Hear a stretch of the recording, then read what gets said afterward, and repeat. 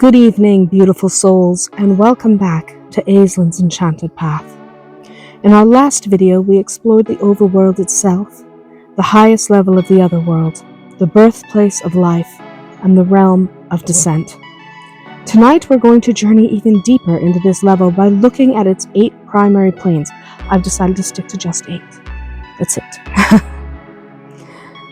Now, the OverWorld is vast, and the planes within are too numerous to list, and they are too diverse to fully explore.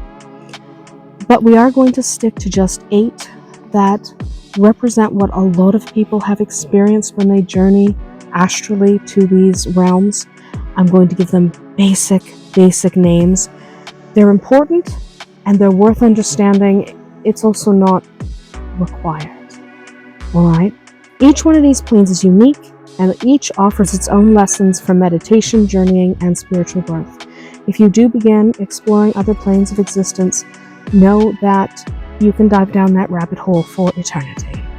They are innumerable. You will never be able to list them all. You will never have the exact same list as someone else. Remember that how we view the OtherWorld is very much a reflection of what we believe, what we were taught, and our own personal experiences. So, how you see the OverWorld may not be how someone else sees it, and that's all right.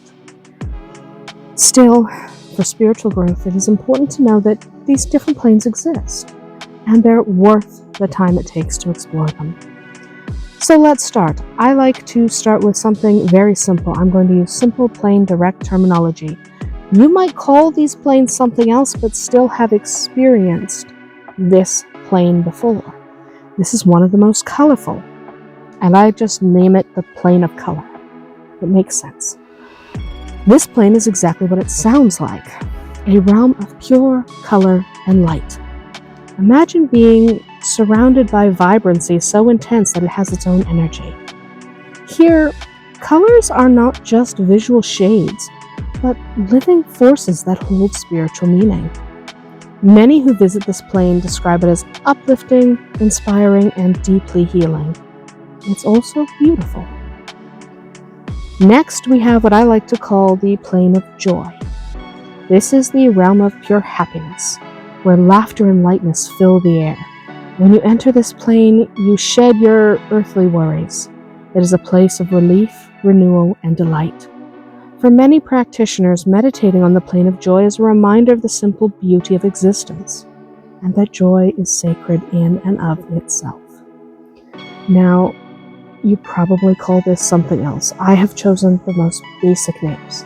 Plane of joy, because it conveys joy. That's how I've decided to name them. A lot of these names are used by other people. I didn't invent them. I just picked the ones that were simplest and easiest to understand, so you didn't have to try to remember difficult esoteric names. You don't need esoteric names. If you love esoteric names, embrace them. If you don't, go simple. Go easy to understand. Now, from joy, we move into something very different. The plane of the dead. This is not the same as the Underworld's land of the dead, which we'll explore later in the series. We're not doing it now. But the plane of the dead in the OverWorld is where the spirits of the deceased rest before moving on. It's a place of transition and contemplation, where ancestors may appear to us in dreams or astral journeys. Encounters here often bring wisdom, closure, or the healing of old grief. Then comes the plane of silver, because it looks like silver.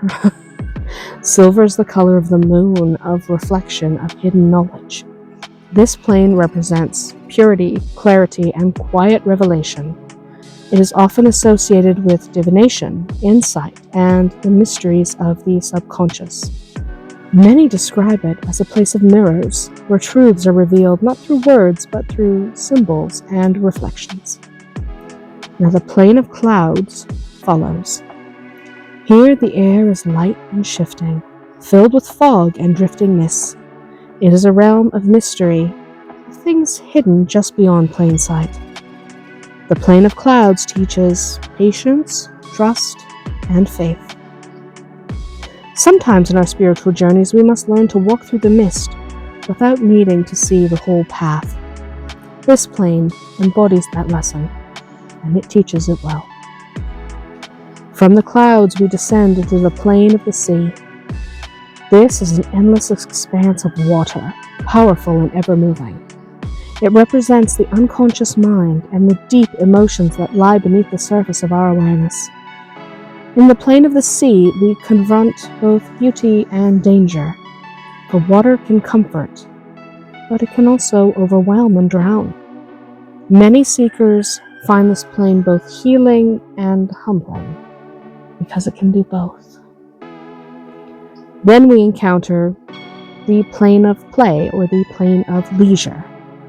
At first glance, this plane might seem indulgence, but it carries a deeper meaning. Here, the focus is on rest, reflection, and balance.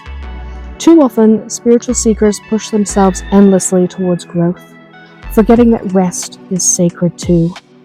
The plane of leisure reminds us that relaxation and enjoyment are necessary parts of the cycle. You need relaxation and rest too. Finally, we come to what some call the divine plane. I've opted just to call it plane of the gods. This is where the gods reside. This is the most exalted of the planes, the seat of the highest deities, not all deities. Only the great gods reside here, those who embody creation and destruction, and the mysteries that are beyond our comprehension. It is a plane of awe, of reverence, and overwhelming presence.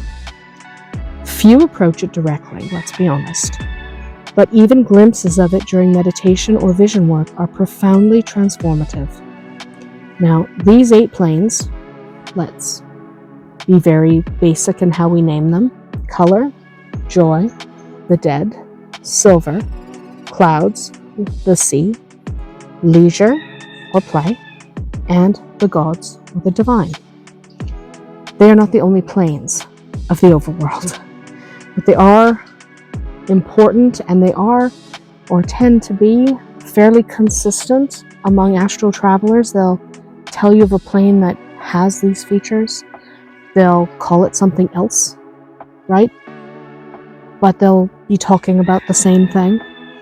So these ones are vital for study and practice because you're able to talk to other people about them. If you have visited a realm or a plane that is incredibly rare or incredibly difficult to reach, it might be difficult to find people who have had a similar experience. But these planes, a lot of people have had very similar experiences. So it makes sense to cover them as the main planes. Each one of these holds a lesson, a reflection, a gift for those who seek it. For practitioners, these planes can be approached through meditation, astral projection, or guided journeying. You're not going to visit them all at once, and you'll probably find yourself repeatedly drawn to 1 or 2, depending on what your soul needs at the time. You might not need 8 of them. You might only need 2, and that's okay. That's exactly as it should be. Remember that the other world is not a place we can master in one sitting or even one lifetime. Its planes are endless, mysterious, and vast. But by understanding just a few of them, we can begin to form a map, not just of the overworld, that's not possible, but of your own spiritual journey. Now that's all for tonight, beautiful souls. In our next video, we'll shift focus onto the second level of the other world, the world, our own realm of existence where I'm sitting right now and where you're watching from. We'll talk about it next week. Until then, blessed be.